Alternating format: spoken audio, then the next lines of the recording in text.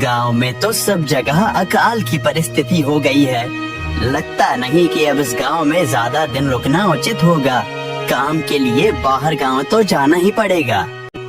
भूषण काम की तलाश में दूसरे गांव की ओर निकल पड़ता है। चलते चलते वह विजयपुर गांव में आ जाता है। वहां उसका रहने का कोई ठिकाना नहीं था और उसके पास कोई काम भी नहीं था। चलते चलते वह एक अमीर किसान जगत सेठ के पास आ पहुंचता है। सेठ जी, मैं भूषण दूसरे गांव से आया हूँ। हमारे गांव में अकाल की परिस्थिति हो गई है। लोगों के खेत सूखे पड़े हैं। गांव में बूंद बूंद पानी के लिए लोग तरस रहे हैं। अगर मुझे आपके पास कुछ काम मिल जाएगा तो बहुत कृपा होगी बड़े भाई। अरे रे, लगता है तुम्हारी हालत बहुत खस्ता हो गई है। ठीक है, वैसे मेरे पास एक काम तो है और लगता नहीं कि तुम वो कर पाओगे। सेठ जी, आप चिंता ना करें, मुझे आप कोई भी काम दे सकते हैं। मैं वो काम पूरी मेहनत और ईमानदारी से करूँगा।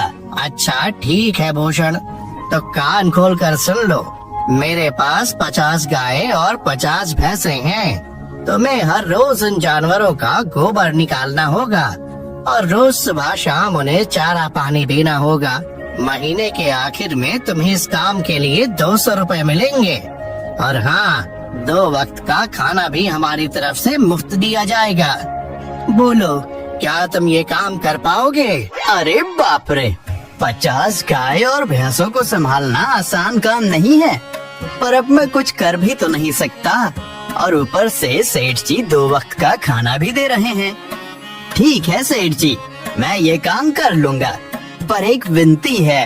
हाँ बोलो भूषण, क्या बात है? सेठ जी, अगर आपको समस्या ना हो तो क्या मैं आपके गायों के साथ गौशाला में रह सकता हूँ? सेठ जी, मैं इस गांव में नया हूँ, मेरा रहने का कोई ठिकाना नहीं है। जग्गा सेठ थोड़ी देर तक सोचता है और भूषण को ऊपर से नीचे तक देखने के बाद उससे कहता है, ठीक है भूषण, तुम गौशाला में रह सकते हो। जी धन्यवाद सेठ जी। तब से भूषण गौशाला में रहकर अपना काम करने लगता है।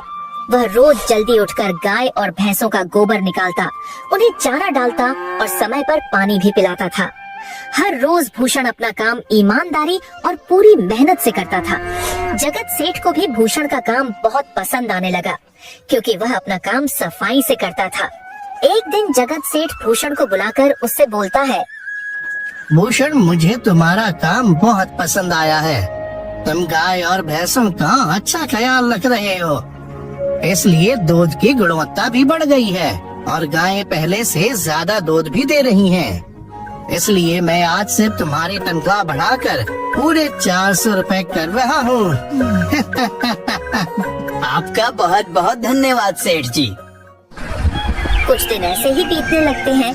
भूषण जगत सेठ के पास बहुत मेहनत और ईमानदारी से काम करता है। धीरे धीरे भूषण के पास अच्छा खासा रुपया जमा हो जाता है, जिससे वह अपने लिए छोटा सा रहने लायक एक कुटिया बनवा लेता है। उस गौशाला में सोकर तो नाक से गोबर की गंध अभी भी नहीं जा रही। अब आखिरकार मुझे अपने घर में चैन से सोने को तो मिलेगा। तब से भूषण जगत सेठ के पास गौशाला में काम करने आता और 2 वक्त का खाना खाकर अपने घर सोने के लिए चला जाता था। कई साल ऐसे ही बीत जाते हैं। भूषण की मेहनत के कारण उसके पास अच्छा खासा रुपया जमा हो जाता है। एक दिन भूषण जगत सेठ से बोलता है, सेठ जी, आजकल गांव में चोरी की समस्या बहुत बढ़ गई है और मेरे पास कुछ रुपए भी जमा हैं जो मैंने अपने घर में रखे हुए हैं, पर मुझे उन पैसों की चोरी की चिंता हो रही है। आपको तो पता है कि मैं दिन भर आपके पास ही काम करता हूँ और सिर्फ रात में ही घर सोने जाता हूँ, इसलिए मुझे रोज उन पैसों की चोरी की चिंता सताती है। हाँ भूषण, तुम बात तो बिल्कुल सही कह रहे हो।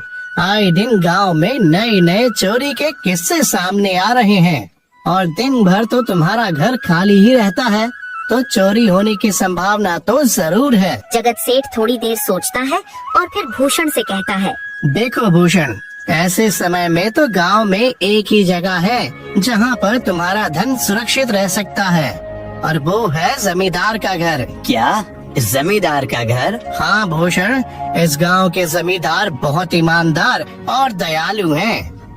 ऐसा मैंने कुछ लोगों से सुना।